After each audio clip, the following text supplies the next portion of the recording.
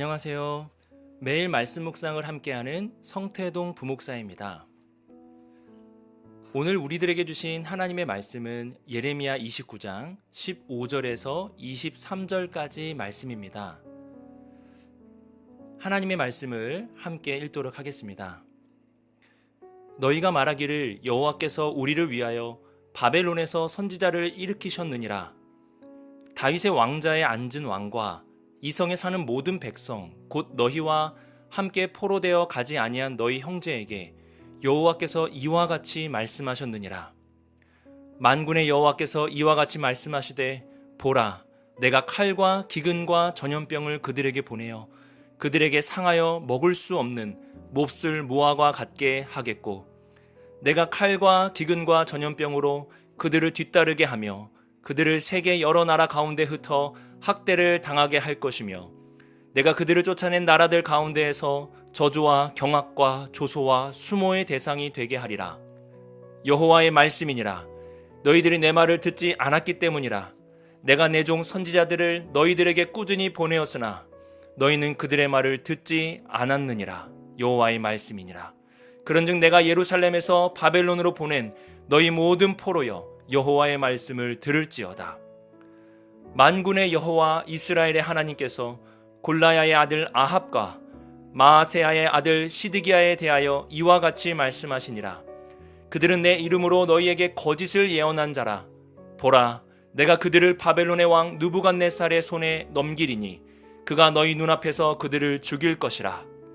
바벨론에 있는 유다의 모든 포로가 그들을 저주거리로 삼아서 이르기를 여호와께서 너를 바벨론 왕이 불살라 죽인 시드기야와 아합 같게 하시기를 원하노라 하리니, 이는 그들이 이스라엘 중에서 어리석게 행하여 그 이웃의 아내와 간음하며 내가 그들에게 명령하지 아니한 거짓을 내 이름으로 말함이라. 나는 알고 있는 자로서 증인이니라. 여호와의 말씀이니라 하시니라. 아멘.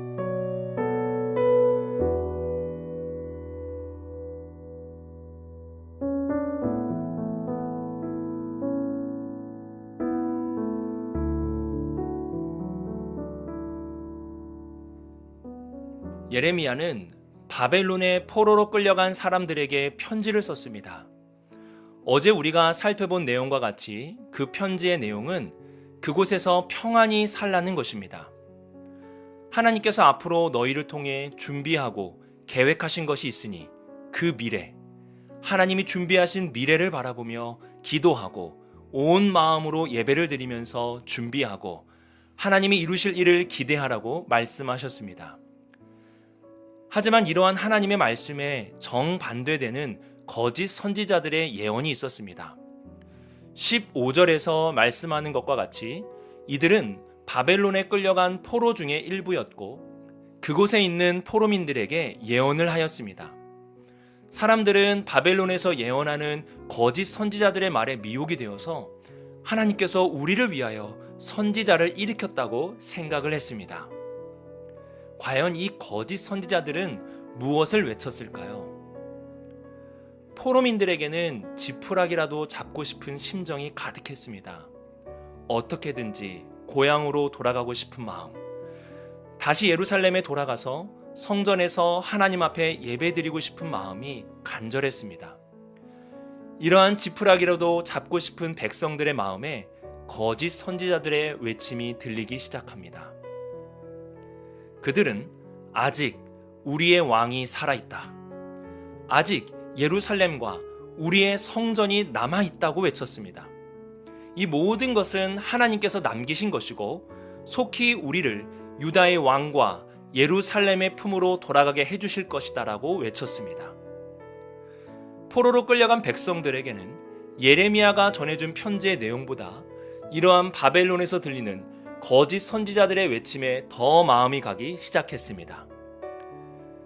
예레미야는 16절에 하나님께서 남아있는 왕과 포로가 되지 않아 남아있는 백성들의 결국을 말씀하셨다고 기록을 합니다.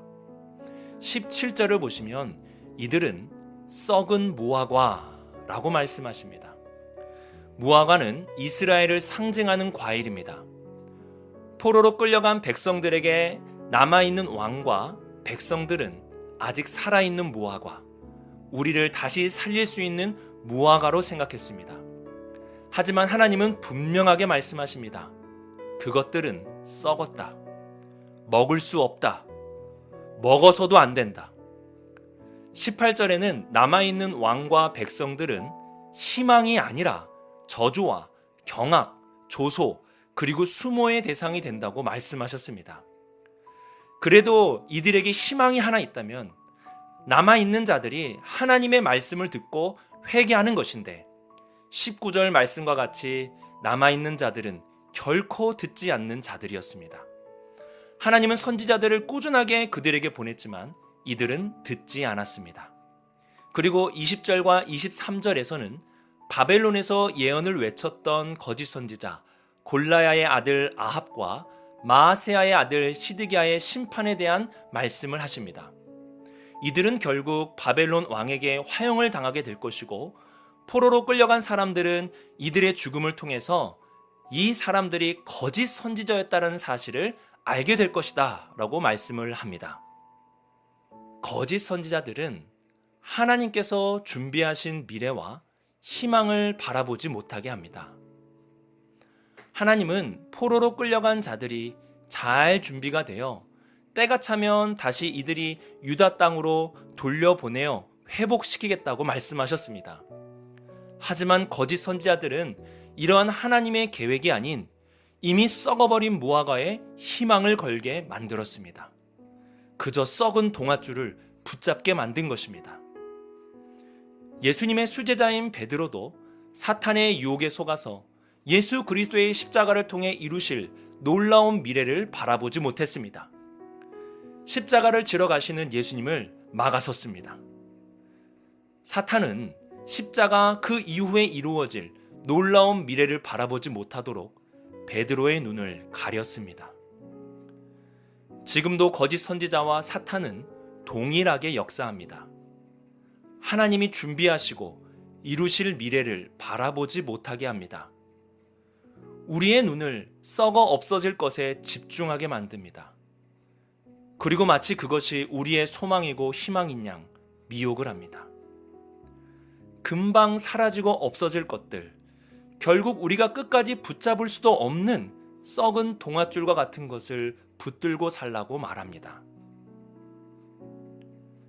지금 나는 무엇에 소망을 두며 살아가고 있습니까? 하나님이 주시는 예수 그리스도의 십자가와 부활, 그리고 재림과 하나님의 나라에 나의 소망이 있습니까? 아니면 이 세상에 썩어 없어질 것들 또는 썩은 무화과와 같은 것에 나의 소망을 두며 살아가고 있습니까? 거짓 선지자와 사탄의 미혹에 속지 맙시다.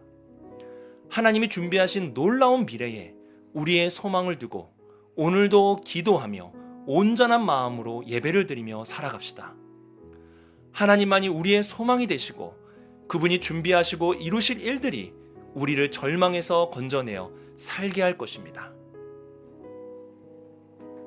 오늘 우리에게 주신 주님의 말씀을 묵상하며 나는 무엇에 희망과 소망을 두고 있는지 돌아볼 수 있어야 합니다. 썩은 동아줄을 붙잡고 있습니까? 아니면 이미 썩어버린 무화과의 열매들이 나의 소망이 되고 있습니까?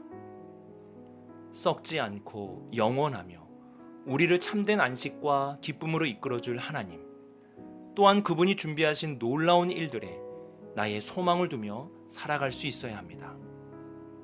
오늘도 거짓 선지자들의 말에 미혹되지 마시고 살아계신 하나님의 말씀에 소망을 두며 살아가는 비산동교회 성도님들이 되시길 바랍니다.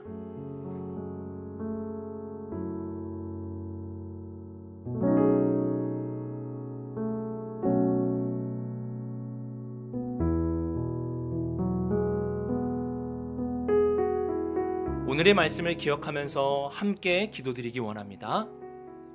헛된 것에, 썩어질 것에 나의 소망을 두며 살지 않게 하소서.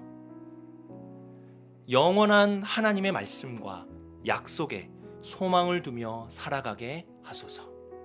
우리 이러한 기도의 제목을 두고 함께 기도하겠습니다. 기도드리시겠습니다.